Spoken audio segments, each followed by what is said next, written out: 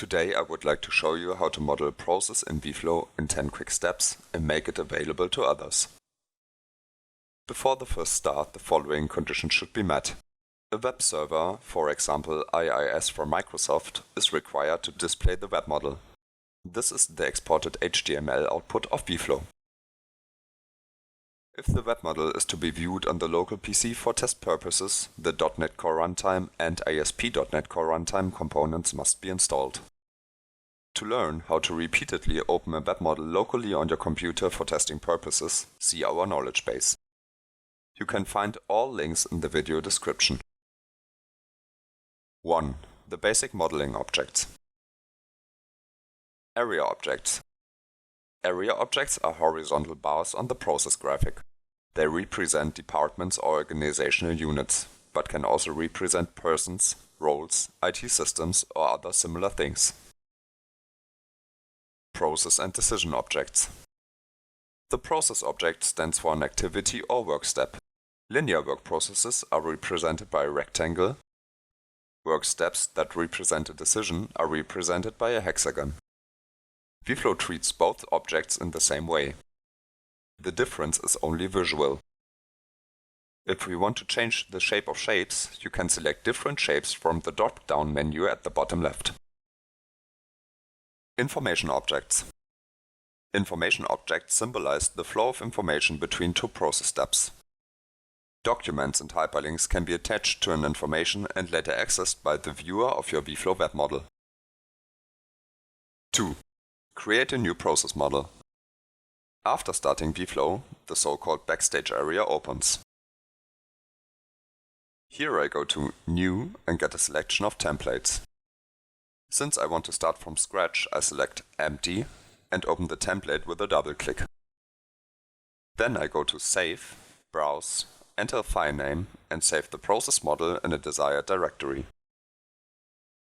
viflow process models are always saved with the extension vfpx. 3. Create and open objects.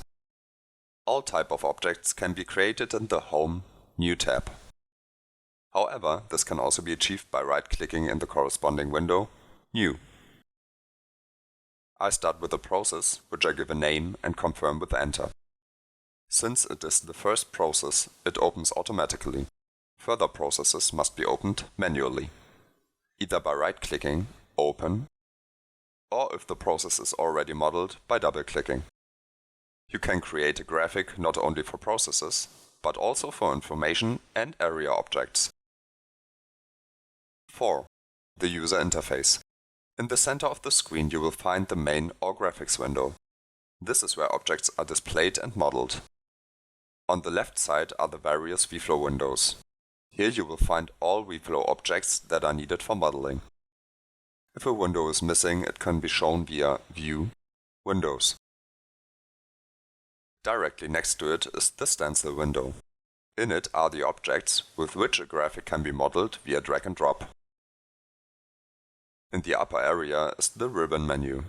Here are various tabs for further modeling, views, reporting, etc. Another important window is the Properties window. This is not yet shown in the standard view, but can be opened quite easily by right-clicking on an object, Properties. There are global and local properties. The global properties apply to the entire process model, and the local properties only to the graphic currently active. 5. Model areas. To model an area, I drag the area shape from the stencil onto the drawing sheet and release it.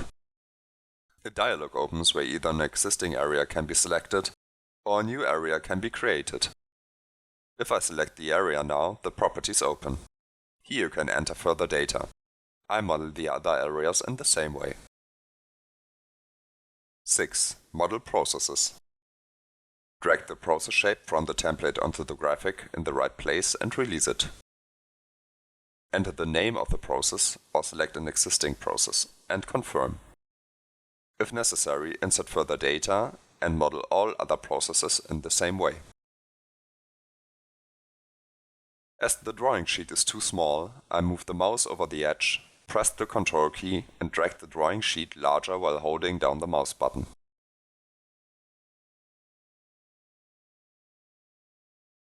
7. Model information objects. Information can be modeled in the same way. Drag it out of the stencil and release it in the right place. But then the end still has to be placed correctly. However, I prefer to use the connector tool in the Graphics tab. Find the desired connection point and simply drag it to the next process. Information objects are the only objects that do not need a name. If you still want to give them a name, you can do so in the Properties window. For decisions, a suffix could be inserted in front of the name of an information object. Something like yes or no. This can be done via the local properties.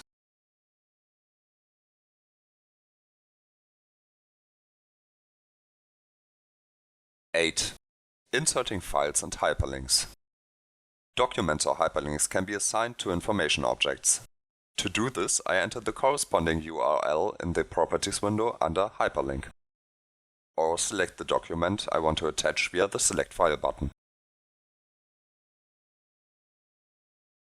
A small symbol appears as an indicator that the document or hyperlink can be found here. If the document is to be assigned to a process, the corresponding information object must be assigned to the process object. This can also be done via the Properties window. Here I go to Related Information, Add, and select the corresponding information object. I can also assign the information to the process via drag and drop. Again, a small symbol appears. 9. Create subprocesses. To model a subprocess, I open the process either from the corresponding window or from the graphic. An empty drawing sheet appears and the subprocess can be modeled.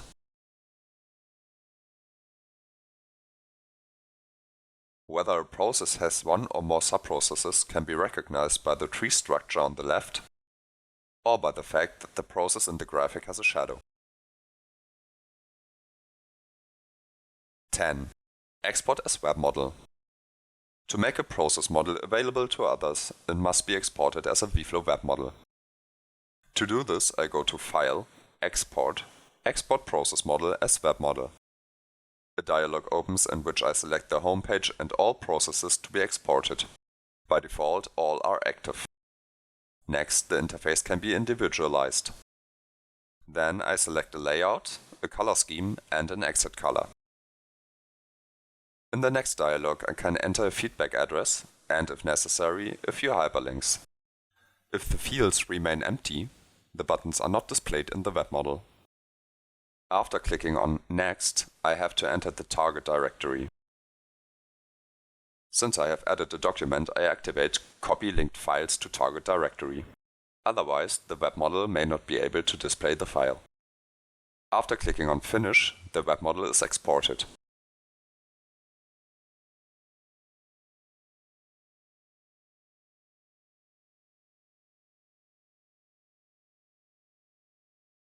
The next time the process model is to be exported, simply click on the Export Process Model as WebModel button, and the previous selection will be adopted. Good luck with the modeling.